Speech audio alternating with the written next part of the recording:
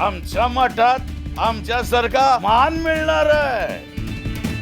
फक्त विठोबाची कास सोडायची आणि जिंगरोबावर निष्ठा दाखवायची।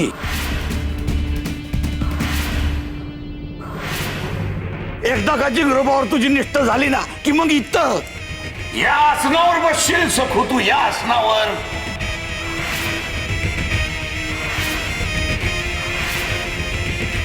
आणि मनोरमेला बी तुझ्या पाया पडावं लागेल।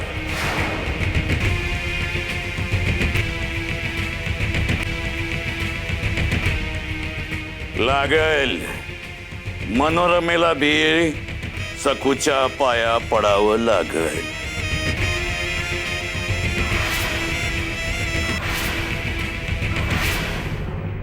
आणि नुसती मनोरमाच काय, सखूबाई मोठी झाल्यानंतर आम्हाला बी त्यांच्या पाया पडावं लागेल। वय आम्हाला बी,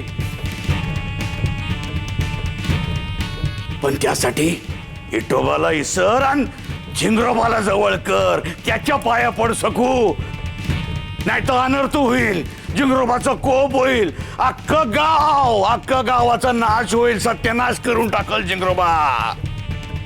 आणि तुझ्या एकटीच्या हट्टापायी तुझ्या जवळच्या माणसांना बी त्रास होईल सखू। ती जनी, ती गंगी, त्यो शंकर्या, ते कोकरू, समजांना त्रास होईल एकट्या तुझ्या पायी। आणि एवढंच काय, तुझ्या घरच्यांना बी त्रास होईल। आणि या सगळ्यांचं पाप तुझ्या माती लागू नये म्हणून मी आत्ताच कमीपणा घेऊन तुझ्या पाया पडतोय।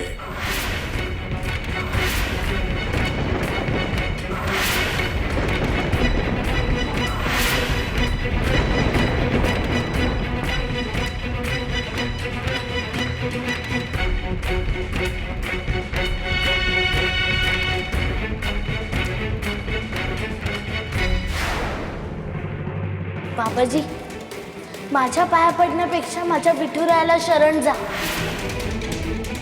माणसाच्या पाया पडण्यापेक्षा देवाच्या पाया पडा।